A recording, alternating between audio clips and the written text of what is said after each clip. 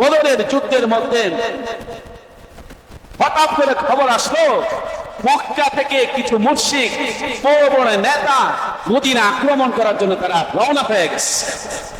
কোনো প্রস্তুতি নাই। অবস্থা এরকম, মাত্র কিছুদিন আগে মদিনা রাষ্ট্র গঠন করেছেন, অস্ত্র শস্ত্র তেমন কিছু নাই। মুসলমানদের সংখ্যা হলো মাত্র 313 জন, আর অপরদিকে তাদের সংখ্যা হলো 1000। তাও আধুনিক, ওই জামানার আধুনিক অস্ত্রে শস্ত্রে সজ্জিত, কোনো কিছুর অভাব ছিল না। ঘোড়া, উট, তরবারি, পল্লম, কোনো কিছু অভাব ছিল না। বর্ষা, কোনো কিছু অভাব ছিল না।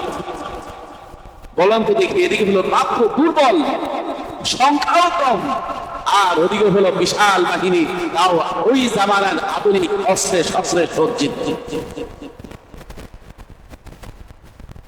কিন্তু আল্লাহ রাব্বুল আলামিন সাহাবায়ে কেরাম রাদিয়াল্লাহু তাআলা আনহুমকে এই পরিমাণ সাহায্য করেছেন। ওই 313 জন মক্কার বড় বড় লিডার যারা ছিল, তাদেরকে এমন ভাবে কচু কাটা করে শোচনীয় পরাজয় বরণ করে দিয়েছেন, তারা কখনো ধারণাও করতে পারে নাই। আল্লাহ তাআলা আকাশ থেকে ফেরেশতাদেরকে পাঠিয়েছেন, দলে দলে ফেরেশতারা মুসলমানদের পক্ষ হয়ে ওই কাফেরদের বিরুদ্ধে জিহাদ করেন। সুবহানাল্লাহ। আবু উবাইদা ইবনুল জাররাহ রাদিয়াল্লাহু তাআলা আনহু নেতৃত্বে একদল সাহাবায়ে কেরাম রাদিয়াল্লাহু তাআলা আনহুমকে রাসূলুল্লাহ সাল্লাল্লাহু আলাইহি ওয়াসাল্লাম সমুদ্রের তীরে পাঠাইলেন কুরাইশদের বিরুদ্ধে, মক্কার কাফেরদের বিরুদ্ধে যুদ্ধ করার জন্য। সময় বেশি হয়ে গিয়েছে।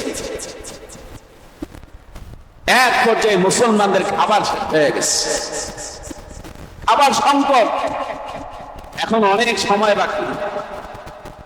আবু উবাইদা ইবনুল জাররাহ রাদিয়াল্লাহু তাআলা আনহু যার কাছে যা ছিল সব খাবারগুলো একত্র করলেন, সবাইকে অল্প অল্প করে ভাগ করে দিতে লাগলেন। অবস্থা এক পর্যায়ে এমন অবস্থা হয়েছিল, সবাইকে একটা একটা করে মাত্র খেজুর ধরিয়ে দিয়েছিলেন। এটাও এক পর্যায়ে শেষ, খেজুর শেষ। সাহাবায়ে কেরাম রাদিয়াল্লাহু তাআলা আনহুম তখন ওই খেজুরের বিচিগুলো চুষে চুষে সান্ত্বনা স্বরূপ কিছুটা ক্ষুধা নিবারণ করতেন। এক পর্যায়ে লতা পাতা খাওয়া শুরু করেছে। এই যখন অবস্থা, ঠিক এমন সময় আল্লাহ রাব্বুল আলামিন সমুদ্র থেকে বিশাল এক আম্বর মাছ সমুদ্রের তীরের মধ্যে পাঠিয়ে দিয়েছেন। মাছটা এত বড় ছিল, বুখারী শরীফের মধ্যে আসছে যে একটা দুইটা কাঁটা এভাবে পাতা হয়েছিল, চারা হয়েছিল। এই দুই কাঁটার নিচ দিয়ে একটা ঘোড়ার উপরে একজন আরোহী অনায়াসে এটা নিচ দিয়ে অতিক্রম করে গিয়েছে, কোনো স্পর্শ করতে পারে না। তাহলে বুঝতে পারেন কাঁটাটা কি পরিমাণ বড় ছিল। একটা কাঁটা যদি এই পরিমাণ বড় হয়, তাহলে মাছটা কি পরিমাণ বড় ছিল। সাহাবায়ে কেরাম রাদিয়াল্লাহু তাআলা আনহুম 300 ছিলেন। তাদের সংখ্যা কত ছিল? 300। সেই 300 সাহাবায়ে কেরাম রাদিয়াল্লাহু তাআলা আনহুম 18 দিন ধরে তারা এই মাছটা খেয়েছেন। বলেন সুবহানাল্লাহ। শুধু খান নাই, আবার এটাকে শুটকি বানিয়ে মদিনার মধ্যে নিয়ে আসছেন। সাহায্য করেছেন কে? জোরে বলেন কে? ওই সুন্নাহকে অনুসরণ করেছেন, আর সুন্নাহকে অনুসরণ করার কারণে আল্লাহ রাব্বুল আলামিন আপন বানিয়ে নিয়েছেন, যার বদৌলতে আল্লাহ রাব্বুল আলামিন প্রতিটা পদে পদে সাহাবায়ে কেরামকে সাহায্য করেছেন।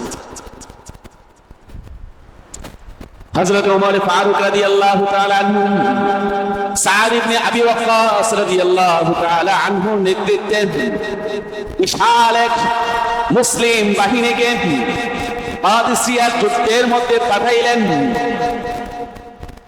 হযরত ওমর পাঠালেও মদিনা থেকে বসে বসে যুদ্ধটা সরাসরি তিনি মনিটরিং করছিলেন।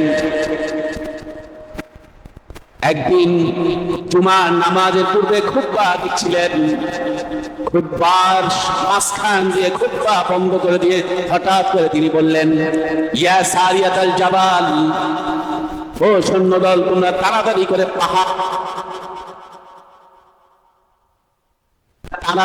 পাহাড়ের মধ্যে উঠে যাও। মুসলমানরা কোনো কিছু করতে পারো না, কোনো কথা নাই, হঠাৎ করে ইয়া সারিয়াতুল জাবাল, ব্যাপারটা কি? নামাজ যখন শেষ হয়, হযরত ওমর ফারুক রাদিয়াল্লাহু তাআলা আনহুকে জিজ্ঞাসা করলেন, আমিরুল মুমিনিন, ঘটনা কি? কোনো কিছু তো বুঝলাম না। ওমর ইবনুল খাত্তাব রাদিয়াল্লাহু তাআলা আনহু বললেন, আমি সুদূর পারস্যের মধ্যে, কাদিসিয়ার মধ্যে দেখতে পাচ্ছি মুসলমানরা পাহাড় থেকে নিচের দিকে নেমে যাচ্ছে, খোলা ময়দানের মধ্যে যাচ্ছে। আমি দেখলাম মুসলমানদের অপর পাশে যে পাহাড়টা, সেই পাহাড়ের মধ্যে মুসলমান কাফেররা উট পেতে রয়েছেন, তীর ধনুক নিয়ে উট পেতে রয়েছে। কখন মুসলমানরা এই পাহাড় থেকে নেমে খোলা ময়দান, উপত্যকা, দুই পাহাড়ের মাঝখানে যে জায়গাটা, ওই পাহাড়ের মাঝখানে জায়গাটার মধ্যে নামবে আর সাথে সাথে তীর মেরে তাদেরকে শেষ করে দিবে। আমি খেয়াল করলাম ঠিক মুসলমানরা ওই ভুলটা করে পাহাড় থেকে তারা দলে দলে নিচের দিকে নামতে শুরু করেছে। আমি দেখলাম এখন যদি আমি সতর্ক না করি, তাহলে কাফেররা তীর নিক্ষেপ করে জায়গার মধ্যে মুসলমানদেরকে শেষ করে দিবে। আমি সাথে সাথে তখন খুতবা বন্ধ করে খুতবা বন্ধ করে দিয়ে সাথে সাথে তাদেরকে সেই পারস্যের মধ্যে সতর্ক করে দিলাম, তোমরা তাড়াতাড়ি করে পাহাড় দিকে উঠে যাও। বলেন ঠিক সম্ভব? কোথায় মদিনা আর 1000 মাইল দূরে ইরান। সম্ভবটা সম্ভব, হ্যাঁ, কিন্তু আল্লাহ তাআলা সম্ভব করে দিয়েছেন। হযরত ওমর মদিনায় বসে সেই কাদিসিয়ার মধ্যে, সেই পারস্যের মধ্যে কমান্ডিং করছেন, যেভাবে করে এভাবে করে এভাবে করে উপর দিকে উঠো।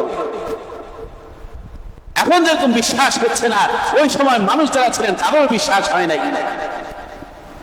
কয়েক মাস পরে যখন সাহাবায়ে কেরাম রাদিয়াল্লাহু তাআলা আনহুম ফিরত আসলেন মদিনায়, তাও জিজ্ঞাসা করলেন, এই বলো তো দেখে, অমুক তারিখে হযরত ওমর কি তোমাদেরকে এই নির্দেশনা দিয়েছিলেন? বলে, হ্যাঁ, সেদিন হযরত ওমর নির্দেশনা দিয়েছেন বলেই আজকে আমাদের চেহারা তোমরা দেখতে পাচ্ছ। সেদিন যদি ওমর যদি এই দিক নির্দেশনা দিত, কমান্ডিং যদি না করতো, আজকে এই মদিনায় আমরা ফিরত আসতে পারতাম না। বলেন, ওই সময় কি মোবাইল ছিল? কোনো কিছু ছিল? এই পাওয়ারটা দিয়েছেন কে? জোরে বলেন, কে? একমাত্র আল্লাহ রাব্বুল আলামিন। সাদ ইবনে আবি ওয়াক্কাস রাদিয়াল্লাহু তাআলা আনহুর নেতৃত্বে 60,000 সাহাবীর একটা দল পারস্যের বিরুদ্ধে যুদ্ধ করার জন্য রওনা হয়ে গেল। পারস্যের রাজা বাদশাহ ভাবলো মুসলমানরা তো আরব দেশের অধিবাসী, আরব দেশের মধ্যে কোনো নদী নালা নাই, কোনো কিছু নাই, মুসলমানরা সাঁতার জানে না, মুসলমানরা যুদ্ধের মধ্যে লড়াই করার মতো তাদের কোনো অভ্যাস নাই, ট্রেনিং নাই। একটা কাজ করো, ওই নদীর মধ্যে যত নৌযান রয়েছে সবগুলো উঠিয়ে দাও। সবগুলো নৌযান উঠিয়ে দিল। সাদ ইবনে আবি ওয়াক্কাস রাদিয়াল্লাহু তাআলা আনহু ওনার নেতৃত্বে সৈন্যবাহিনী নদীর পাড়ে গিয়ে দেখতে পাইল কোনো নৌযান নাই, পার হওয়ার কোনো ব্যবস্থা নাই। অনেকদিন অপেক্ষা করলেন। একদিন আল্লাহ রাব্বুল আলামিন স্বপ্ন দেখান যে তোমরা নদী পার হয়ে যাও। সাদ ইবনে আবি ওয়াক্কাস রাদিয়াল্লাহু তাআলা আনহু তখন সবাইকে নিয়ে ওই নদীর উপরে ঘোড়া চালিয়ে গেলেন। কিতাবের মধ্যে আসছে মরুভূমির উপরে দিয়ে ওই ঘোড়া যখন ঠক ঠক করে মরুভূমি অতিক্রম করে যায়, ঠিক তেমনিভাবে 60,000 মানুষ সেদিন ওই ঘোড়া দিয়ে ওই নদীর উপরে ঠক ঠক করে অতিক্রম করে যায়। অবস্থা এরকম হয়েছিল যে সেদিন দূর থেকে ওই কাফেররা রাজা বা পারস্যের রাজা বাদশারা দেখছিল, এরা কারা, যুদ্ধ তো মানুষের বিরুদ্ধে করবো, এরা তো দেও চালক, এদের বিরুদ্ধে কিভাবে যুদ্ধ করবো? এদের বিরুদ্ধে যুদ্ধ করা সম্ভব নয়, পালাও পালাও পালাও। মুসলমানরা নদী পার হয়ে গেলেন আর কিনা যুদ্ধ পারস্য জয় করে দিলেন। একমাত্র সম্ভব হয়েছে সুন্নতকে অনুসরণ করার কারণে। আসুন আমরাও জীবনের প্রত্যেকটা ক্ষেত্রে রাসূলুল্লাহ সাল্লাল্লাহু আলাইহি ওয়াসাল্লামের সুন্নাতকে অনুসরণ করি।